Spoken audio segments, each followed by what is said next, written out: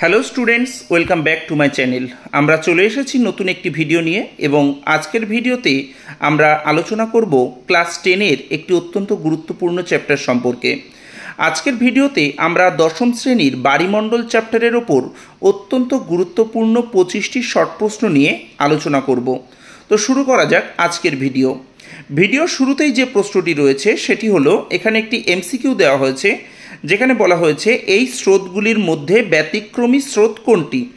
এখানে অপশান দেওয়া হয়েছে বেঙ্গুয়েলা স্রোত, এল নিনো স্রোত, ক্যানারি স্রোত এবং ফকল্যান্ড স্রোত। এই স্রোতগুলির মধ্যে ব্যতিক্রমী কোনটি? এর মধ্যে ব্যতিক্রমী হলো এল নিনো স্রোত, কারণ বাকি যে তিনটি স্রোত রয়েছে সেই প্রত্যেকটা স্রোত আটলান্টিক মহাসাগরে লক্ষ্য করা গেলেও একমাত্র এল নিনো স্রোত যেটা প্রশান্ত মহাসাগরে লক্ষ্য করা যায়, তাই এর মধ্যে ব্যতিক্রমী এল নিনো স্রোত। নেক্সট, নরওয়ে উপকূল সারা বছর তুষারমুক্ত থাকে কোন সমুদ্র স্রোতের প্রভাবে? এর উত্তর হবে উত্তর আটলান্টিক স্রোত বা উত্তর আটলান্টিক ড্রিফট এর প্রভাবে। নেক্সট, শৈবাল সাগর সৃষ্টি হয়েছে কোথায় বা কোন মহাসাগরে? শৈবাল সাগর সৃষ্টি হয়েছে উত্তর আটলান্টিক মহাসাগরে।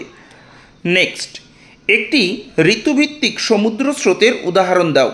একটি ঋতুভিত্তিক সমুদ্র স্রোত হলো মৌসুমী স্রোত, যেটি আমাদের ভারত মহাসাগরে লক্ষ্য করা যায়। নেক্সট, পেরু স্রোত এর অপর নাম কি? পেরু স্রোতের অপর নাম হলো হামবোল্ট স্রোত। নেক্সট, মাদাগাস্কার ও মোজাম্বিক স্রোতের মিলিত প্রবাহ কি নামে পরিচিত? মাদাগাস্কার ও মোজাম্বিক স্রোত মিলিত হয়ে আগুলহাস স্রোত রূপে প্রবাহিত হয়, তাই মাদাগাস্কার ও মোজাম্বিক স্রোতের মিলিত প্রবাহের নাম আগুলহাস স্রোত। নেক্সট, শীতল সমুদ্র স্রোতের বর্ণ কি? শীতল সমুদ্র স্রোতের বর্ণ হল গাঢ় সবুজ। নেক্সট, ক্যালিফোর্নিয়া স্রোত প্রবাহিত হয় কোন মহাসাগরে? ক্যালিফোর্নিয়ার স্রোত প্রবাহিত হয় প্রশান্ত মহাসাগরে। নেক্সট, পৃথিবীর কেন্দ্রাতিক বলের প্রভাবে যে জোয়ার হয় তাকে কি বলে? শুধুমাত্র কেন্দ্রাতিক বলের প্রভাবে যে জোয়ার হয় তাকে গৌণ জোয়ার বলা হয়। নেক্সট, এক চন্দ্রমাস সমান কত সময়? এক চন্দ্রমাস সমান 27 দিন 8 ঘন্টা বা 27 পূর্ণ 1/3 দিন। নেক্সট, একটি মুখ্য জোয়ার ও গৌণ জোয়ারের মধ্যে সময়ের ব্যবধান কত থাকে?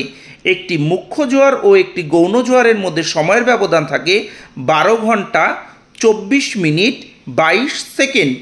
তবে এক্ষেত্রে আমি একটা কথা বলি যে এটা কেউ যদি 12 ঘন্টা 24 মিনিটও লেখে সেক্ষেত্রেও কিন্তু উত্তরটা সঠিক হবে, কারণ ওই সেকেন্ডের মেজারমেন্টটা অনেক সময়ই করা হয় না, তাই এটির উত্তর 12 ঘন্টা 24 মিনিট 22 সেকেন্ড বা শুধুমাত্র 12 ঘন্টা 24 মিনিট লিখলেও হবে। নেক্সট, পেরিজি অবস্থানে চাঁদ ও পৃথিবীর দূরত্ব কত থাকে? পেরিজি অবস্থানে চাঁদ ও পৃথিবীর দূরত্ব থাকে 3,56,000 কিলোমিটার। নেক্সট, চাঁদ, পৃথিবী ও সূর্যের সরলরৈখিক অবস্থানকে কি বলা হয়? সিজিগি বলা হয়। চাঁদ, পৃথিবী এবং সূর্য একে অপরের চারিপাশে ঘুরতে ঘুরতে যখন একই সরল রেখায় অবস্থান করে তাকে সিজিগি অবস্থান বলা হয়। নেক্সট, পশ্চিমবঙ্গের কোন নদীতে বান ডাকা লক্ষ্য করা যায়? পশ্চিমবঙ্গের হুগলি নদীতে বান ডাকা লক্ষ্য করা যায়। নেক্সট, অমাবস্যা তিথিতে চাঁদ, পৃথিবী, সূর্য একই সরল রেখায় এলে তাকে কি বলে? এর উত্তর হবে সংযোগ বলা হয়।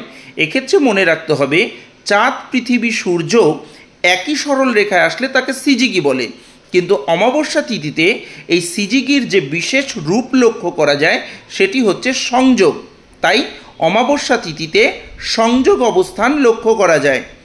নেক্সট, পৃথিবীর ওপর সূর্যের তুলনায় চাঁদের আকর্ষণ বল কত গুণ অধিক কার্যকরী হয়? পৃথিবীতে জোয়ার ভাটা সৃষ্টির ক্ষেত্রে আমরা সবাই জানি সূর্য অপেক্ষা চাঁদের আকর্ষণ বল বেশি ক্রিয়াশীল হয়, এবং এই বেশি ক্রিয়াশীলতার কারণ হচ্ছে মহাকর্ষ বল, এবং সেই মহাকর্ষ বল অনুসারে পৃথিবীতে জোয়ার ভাটা সৃষ্টির সময় সূর্য অপেক্ষা চাঁদের আকর্ষণ বল 2.2 গুণ অধিক ক্রিয়াশীল হয়। নেক্সট, জাপান স্রোতের অপর নাম কি? জাপান স্রোতের অপর নাম হলো কুরেশীয় স্রোত। নেক্সট, সাহারা মরুভূমি সৃষ্টির জন্য দায়ী কোন সমুদ্র স্রোত? সাহারা মরুভূমি সৃষ্টির জন্য দায়ী যে সমুদ্র স্রোত তার নাম হলো শীতল ক্যানারি স্রোত। নেক্সট, সমুদ্রের মাঝে স্রোতহীন আগাছাপূর্ণ অংশকে কি বলে? এর উত্তর হবে শৈবাল সাগর। নেক্সট, প্রতিদিন মুখ্য জোয়ারের সময় কত মিনিট করে পিছিয়ে যায়? 52 মিনিট করে পিছিয়ে যায়। অর্থাৎ আজকে যে সময় মুখ্য জোয়ার হবে, আগামীকাল সেই মুখ্য জোয়ার কিন্তু 52 মিনিট পরে হবে। এইভাবেই প্রতিদিন মুখ্য জোয়ারের সময় 52 মিনিট করে পিছিয়ে যেতে থাকে। নেক্সট, পৃথিবীর সর্বাপেক্ষা দ্রুতগামী সমুদ্র স্রোতের নাম কি? পৃথিবীর সর্বাপেক্ষা দ্রুতগামী সমুদ্র স্রোতের নাম হলো উষ্ণ উপসাগরীয় স্রোত, যেটি আটলান্টিক মহাসাগরে লক্ষ্য করা যায়। নেক্সট, কোন মহাসাগরে মগ্ন চড়ার সংখ্যা সর্বাধিক? আটলান্টিক মহাসাগরে মগ্ন চড়ার সংখ্যা সবথেকে বেশি লক্ষ্য করা যায়। নেক্সট, চাঁদ, সূর্য ও পৃথিবীর কেন্দ্রের সমকৌণিক অবস্থানকে কি বলে? এই প্রশ্নটা খুবই গুরুত্বপূর্ণ একটি প্রশ্ন। চাঁদ, সূর্য এবং পৃথিবীর সমকৌণিক অবস্থান, অর্থাৎ পৃথিবীর কেন্দ্রের সাপেক্ষে চাঁদ ও সূর্য যদি সমকোণে অবস্থান করে, অর্থাৎ যখন মরাকোটাল হয়, কিন্তু সেই অবস্থানটার নাম কি? সেই অবস্থানটার নাম হচ্ছে পাদ সংস্থান। অর্থাৎ মরাকোটালের সময় চন্দ্র, সূর্য এবং পৃথিবী পরস্পর পাদ সংস্থানিক অবস্থানে অবস্থান করে। নেক্সট, সমুদ্র স্রোত সৃষ্টির প্রধান নিয়ন্ত্রক কোনটি? সমুদ্র স্রোত সৃষ্টির প্রধান নিয়ন্ত্রক নিয়ত বায়ুপ্রবাহ বা বায়ুপ্রবাহ লিখলেও উত্তরটি সঠিক হবে। নেক্সট, মরাকোটাল লক্ষ্য করা যায় কোন তিথিতে? মরাকোটাল লক্ষ্য করা যায় কৃষ্ণ ও শুক্লপক্ষের অষ্টমী তিথিতে। তো এই ছিল আজকের অত্যন্ত গুরুত্বপূর্ণ 25টি শর্ট প্রশ্ন, যা ক্লাস 10-এর বাড়িমণ্ডল চ্যাপ্টার থেকে নেওয়া হয়েছে। আশা করি এই প্রশ্নগুলি এবং উত্তরগুলি তোমাদের আগামী দিনের যে পরীক্ষা, মাধ্যমিক বলো বা টেস্ট বলো বা তোমাদের যে ইন্টারনাল পরীক্ষাগুলো থাকে, সেই প্রত্যেকটি পরীক্ষার জন্য কিন্তু অত্যন্ত গুরুত্বপূর্ণ।